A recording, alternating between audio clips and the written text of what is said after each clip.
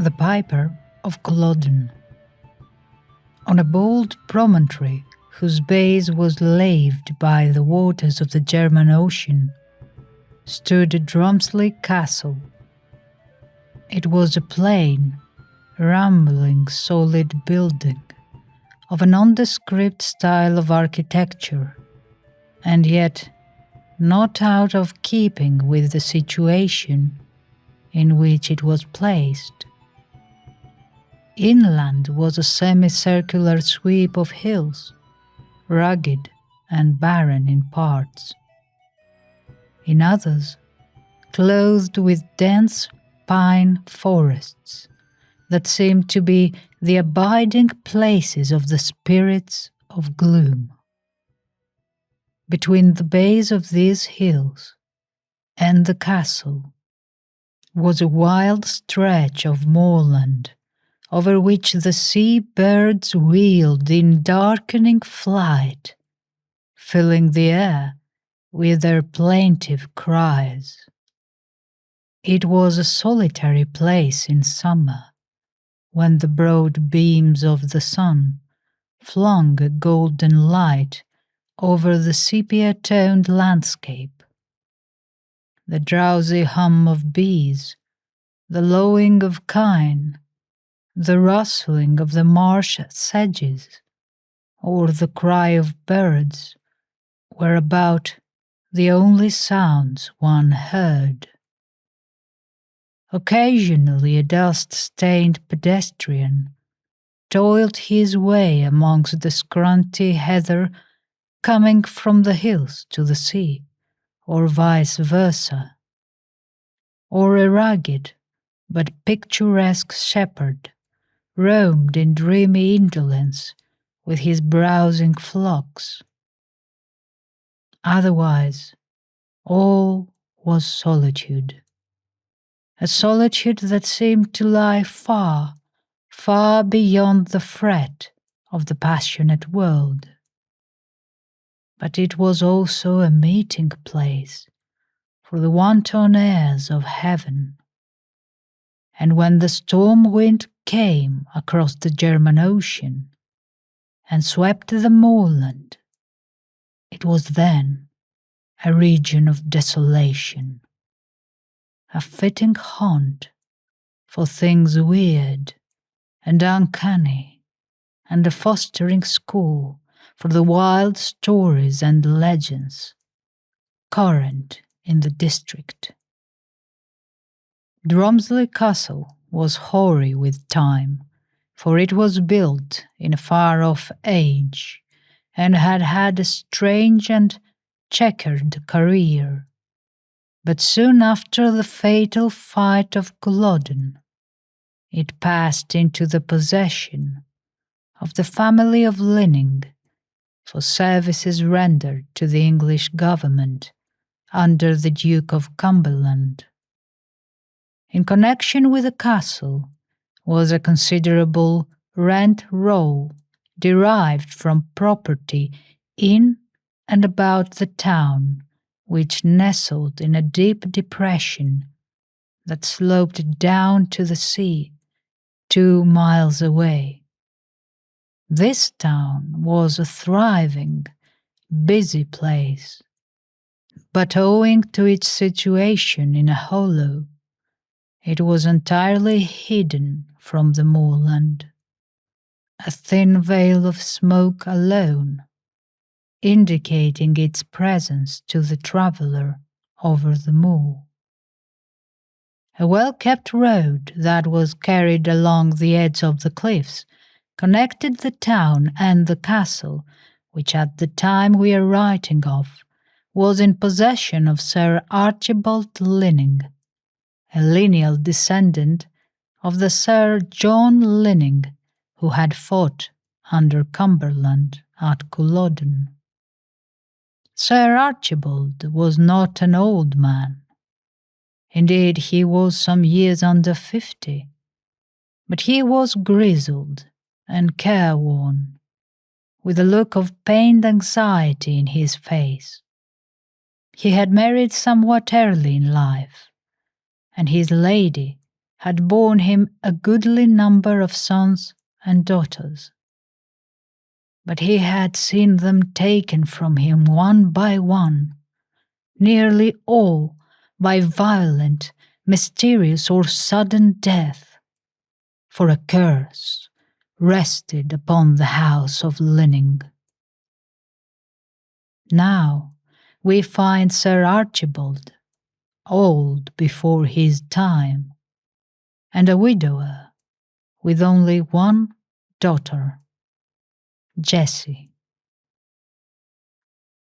The Linnings had ever been noted for their beauty.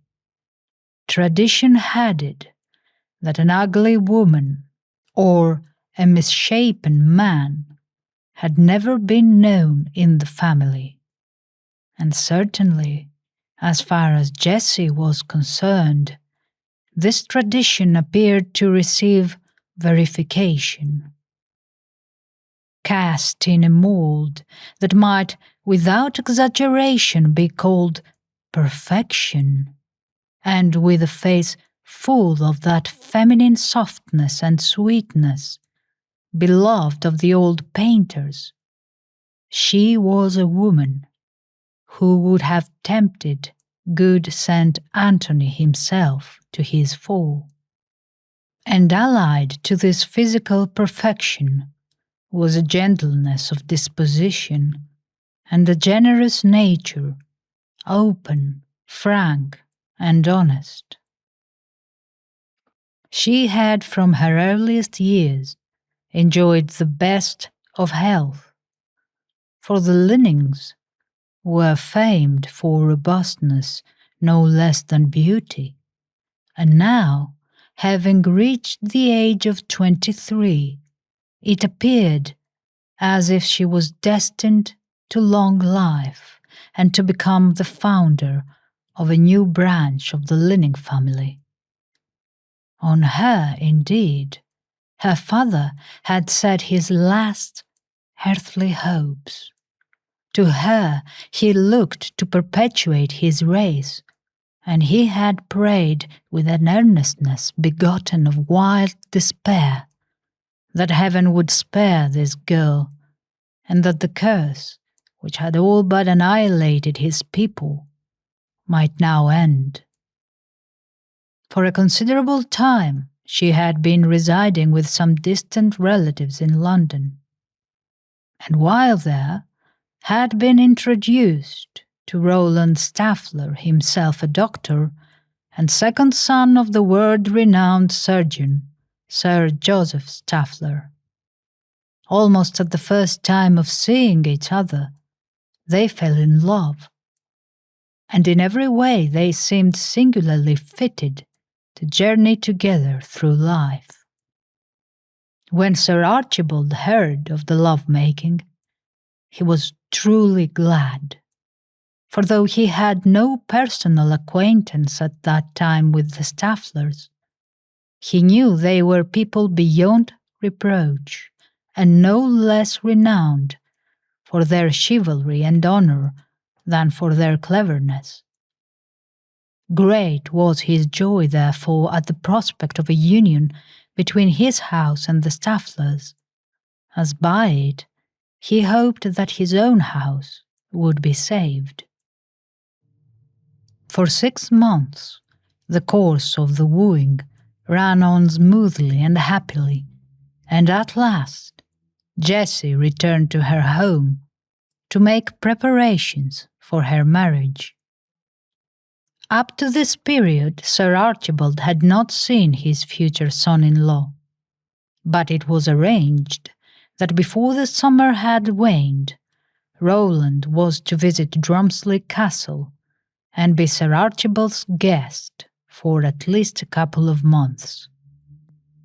Professional duties, however, kept the young doctor from fulfilling his engagement until the summer had passed, and he arrived at Drumslie one sombre afternoon towards the end of October.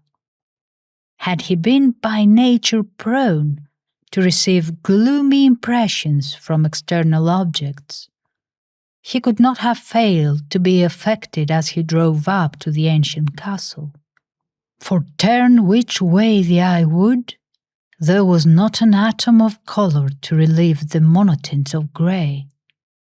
The grey sea blended with the grey sky, and the grey moorland lost itself in the grey, mist-swept hills beyond. The only thing that did tend to break the monotony of tone was the bog cotton which flashed out in white patches here and there on the moor. From somewhere out of the misty distance came the mournful bleat of a sheep now and then, and this was varied by the bay of the heathcock or the lonely ewe of the plover. The infinite dolefulness of the scene was accentuated by the leaden sky that seemed to spread over the vast land and seascape like a funeral pall. From the sea itself came a sullen boom as it rose and fell with rhythmical monotony against the iron cliffs.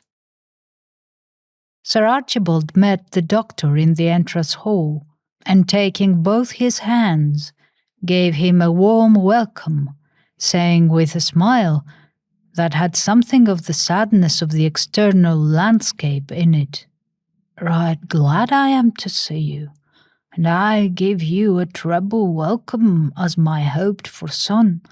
I trust that you may bring joy and peace and happiness to my house." "I hope so, sir," answered the doctor with a hearty laugh, "as I shall take peace and joy and happiness from it."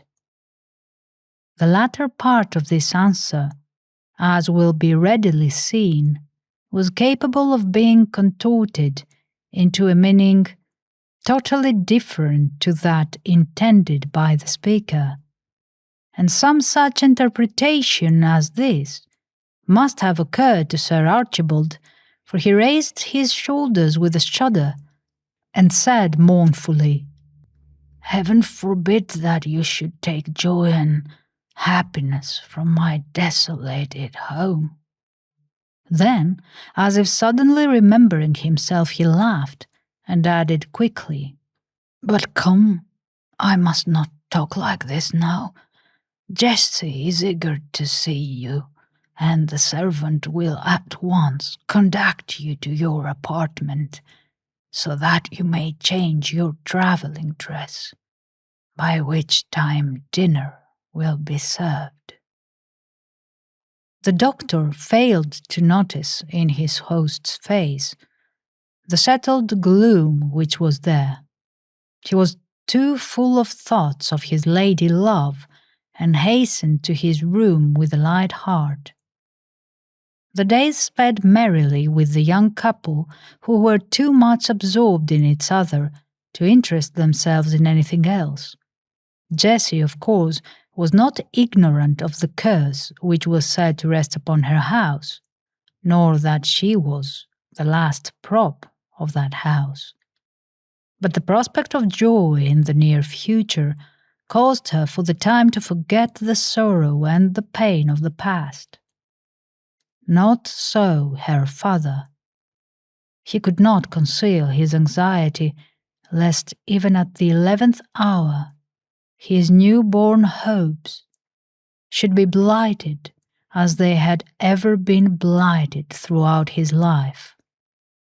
But as day after day went by, and he watched his daughter and her affianced husband, as he saw how infinitely tender he was to her, and how she, with all her woman's nature, adored him, he began to think that at last the sorrow had ended. But alas, this elusive dream was to be of short duration. It chanced one evening that he and Dr. Staffler were seated together in the library, Jessie being engaged in superintending preparations for a party on the following day, a number of friends and acquaintances having been invited to meet the doctor. It had been a singularly solemn day, and the sea boomed with angry menace, while the wind had moaned dismally over the moorland. As the darkness gathered, there was a wild streak of blood-red light in the west, where the heavy clouds were blanked up over the hills. Sir Archibald had predicted a stormy night, and with the deepening gloom, the boom of the sea grew hoarser, and great splashes of rain were driven against the windows. The library, however, was cheerful enough. A sea coal fire blazed brightly, and its ruddy gleams warmed the dark oak of the panelling, and added colour to the bindings of the many volumes in the well-filled bookcases. The windows which faced seaward were screened with massive crimson velvet curtains, and a heavy dark red pile carpet covered the floor.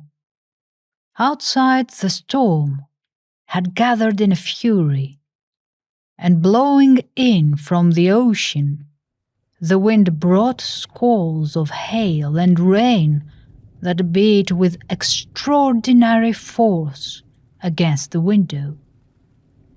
But Sir Archibald was unusually cheerful, for he and the doctor had been discussing the approaching marriage and setting certain weighty matters indispensable to the union of the two important families. There had come a lull in the conversation, when suddenly the doctor started up in an attitude of listening. "What is it?" asked his host quickly as he noticed this. "Well, I could almost have sworn that I heard the sound of bagpipes swelling and dying down on the wind."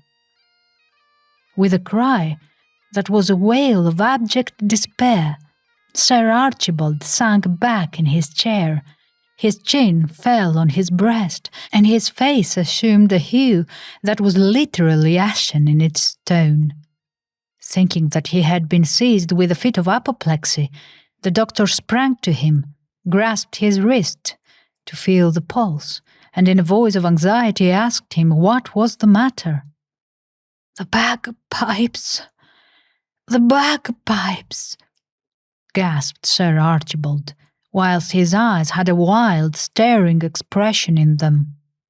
"But surely the sound of bagpipes needn't disturb you like this," the doctor remarked, naturally greatly surprised.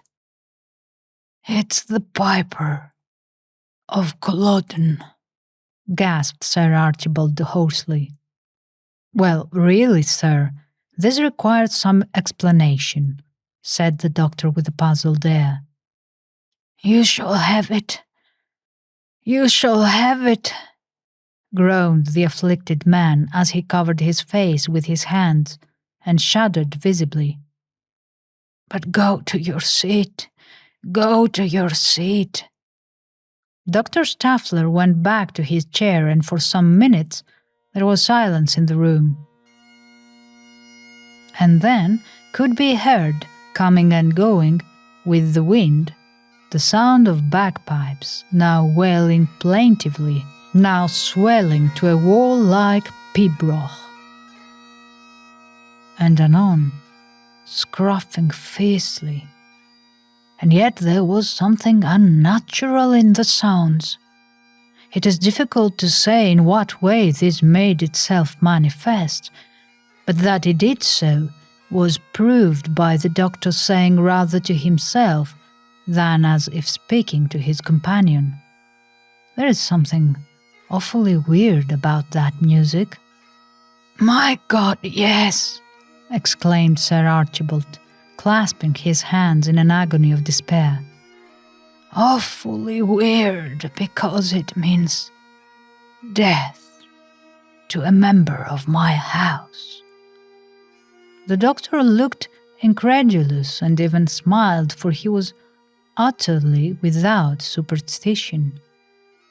"Surely," he remarked, Such an idea as that is unworthy a man of your intelligence." A laugh of fear escaped from the white lips of Sir Archibald as he replied, "You will not say that when I have told you the meaning of those awful sounds." Then he suddenly sprang from his seat, and seizing the doctor's hand almost roughly, he exclaimed, "Come here," at the same time drawing him towards an anteroom and lifting a lamp from the table. The door of the anteroom was screened by a curtain, and letting go the doctor's hand, he pulled this curtain on one side and entered. He raised the lamp above his head so that its rays fell full on the portrait of a soldier in costume of the early part of the 17th century. "That man," he said fiercely, "was an ancestor of mine. He was a captain under the Duke of Cumberland and fought at Culloden. It was through him that this curse came upon our house." He uttered a groan as he said this, and passed hurriedly out of the room again, as if the sight of the portrait was hateful to him. Once more he threw himself into his chair, and covering his face, groaned in anguish.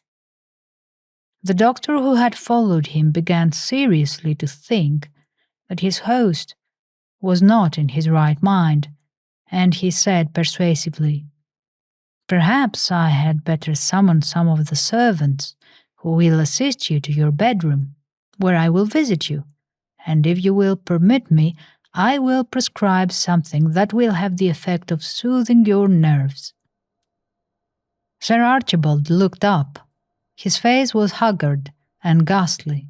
His eyes were expressive of intense mental distress, and when he spoke, his voice was hoarse as a raven's. "Keep your seat," he said. "You are wrong in your diagnosis. For me, those dreadful sounds which you yourself have heard are fraught with an awful meaning, and it is only right that I, as a man of honor, should tell you what that meaning is. You see me a desolate old man, old before my time. One by one, my beloved children have been taken from me in the prime and flush of life, and not from fell disease, but while apparently in vigorous health, and always before the death of one of my children. The sounds of those awful pipes have been heard." The doctor himself grew a little pale at these words, in spite of himself, for if they were not the mere ravings of a mind distraught, they meant that his bride-elect was doomed. It was a dreadful thought, and then, as if ashamed and even angry with himself, he laughed a scornful little laugh, and ejaculated the one word, "Absurd!"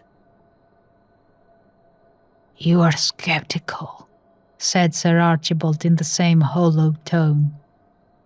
"But heaven pity us. It is too true. Too true. My ancestor, whose portrait you have just looked upon, was a soldier of great bravery, but a fierce and passionate man. It is said that in his passion he was capable of almost any cruelty. On that fatal day of Culloden, he held a commission in Monro's regiment, and it is stated that he fought with lion-like bravery. When the dreadful charge of the wild, rushing Highlanders was over, when all that despair and devotion could do for the misguided Prince Charlie was seen to be of no avail, his beaten remnant of an army began to fall back sullenly, though even as they retired, they contested the ground inch by inch, and in many cases pouring out their lifeblood rather than own defeat. My ancestor was one of the most active and determined in following up the slowly retreating Highlandmen, and all reports concur in saying that he was relentless to those who would not readily yield. On one part of the field lay a wounded piper. One of his legs had been shattered with a cannonball, so that he was helpless. His pipes were beside him, and he was stretched on his back, writhing with pain. A little group of his rugged countrymen were slowly falling back before a superior number of the English, who were led by my ancestor. Suddenly the dying piper rose, and seizing his instrument he blew a wild war strain to encourage his kin against the hated foe. The sound of the pipes so inspirited the flying column that they suddenly turned with savage fury on their pursuers, and for some minutes a bloody hand-to-hand encounter ensued, and many an Englishman bit the dust. "Seize that cursed row!" roared my ancestor to the wounded piper. But the man, all unheeding, played louder and more fiercely. Such an unequal struggle could not last long, for the Englishmen outnumbered the Scots 2-1. At last the remnant of the latter turned and fled.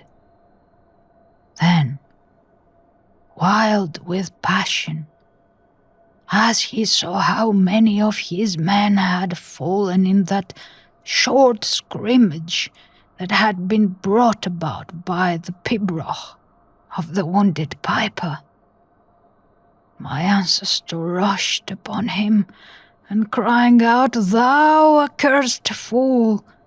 he plunged his sword through the man's body. But the Highlander was not killed outright, and raising himself on his elbow, as the blood gushed in a stream from his wound, he retorted, "Accursed be thou, and all thy tribe, to the 4th generation. Thy descendants shall die in their shoes, and while the bloom of youth and health is upon them, my pipes shall announce their doom, and whenever the pibroch sounds in their ears, death shall be stretching his hands towards them.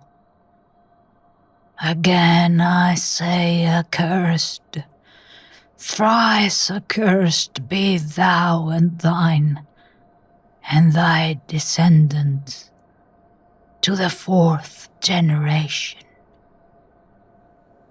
In this fierce wrath, the piper almost sprang to his feet, and as if to emphasize his dying hatred, he spat in my ancestor's face, and then blew a wild skirl on his pipes. But it was his last act, for the next moment he was brained and fell back dead.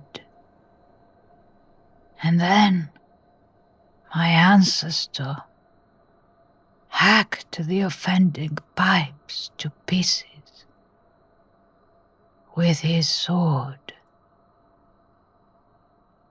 Such, then, is the story, and the curse of the dying piper had been too literally fulfilled. I have heard that unearthly music often, and whenever I have heard it, I have seen one of my loved ones taken from me.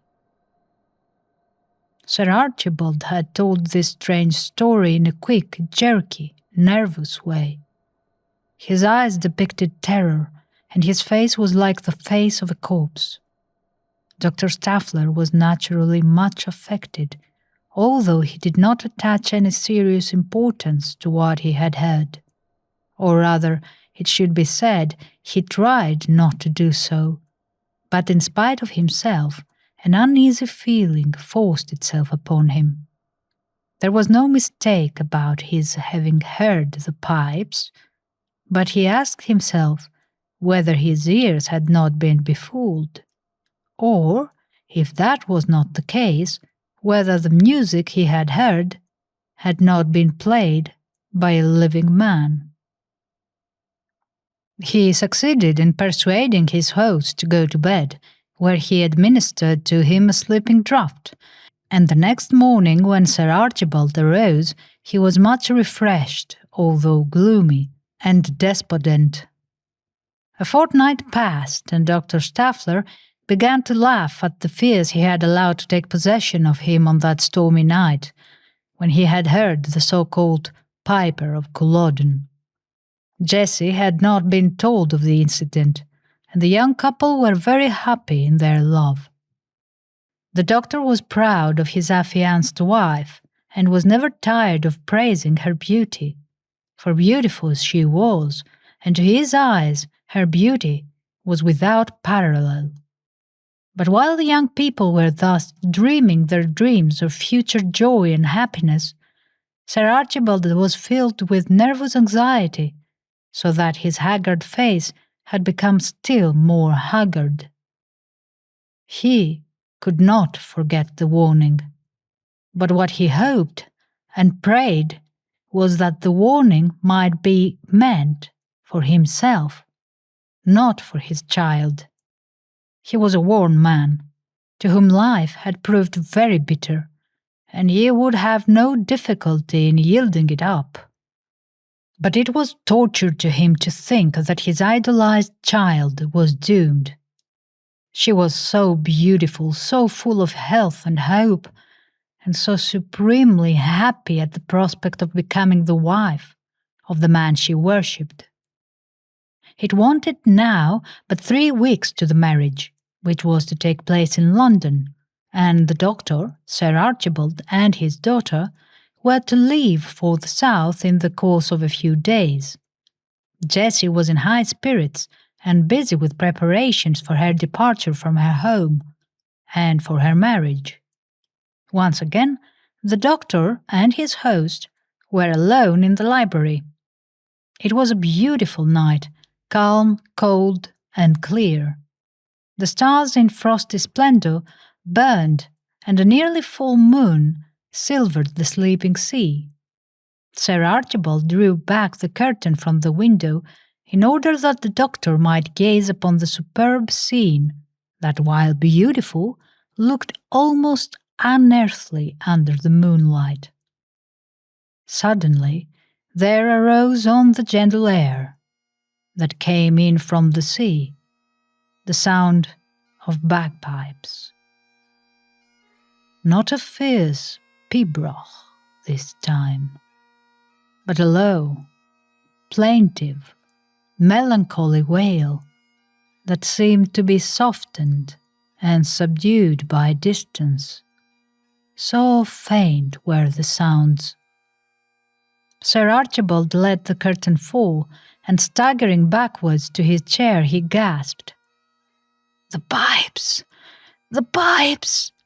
The curse is still on us." The doctor tried to soothe him, saying, "Really, sir, I think you should not let this matter affect you so much."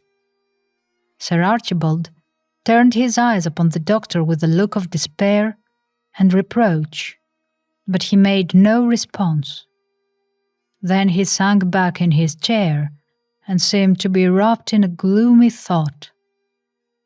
The doctor took down a book and, sitting himself, began to read, although he found that he could not concentrate his mind upon the page, but his thoughts would wander to the strange story his host had told him about the piper of Culloden. Presently Jessie came into the room. She was looking a little pale, and her lover's perception and anxiety being quickened by what he had heard, he asked, "Are you not well, Jess?" "Oh, yes, dear. Well, that is. I have been suffering from a slight headache," she answered with a smile. "Oh, I will give you something to relieve that," said the doctor, rising from his seat. "I've already taken something," she answered, laying her soft white hand on his. "Have you? What have you taken?" "Well, your little medicine case that you were showing me the other day was on the dining room sideboard, and I helped myself to some sal volatile." "And has it done you any good?" asked the doctor. "Not yet. There has hardly been time." The doctor drew a chair near the fire for her, and sitting himself beside her, began to discuss the merits of certain musical composers, for they were both very fond of music. And while he talked, she grew paler and seemed to become abstracted, and presently she said faintly, "Roland, I feel very queer. There is something the matter with me."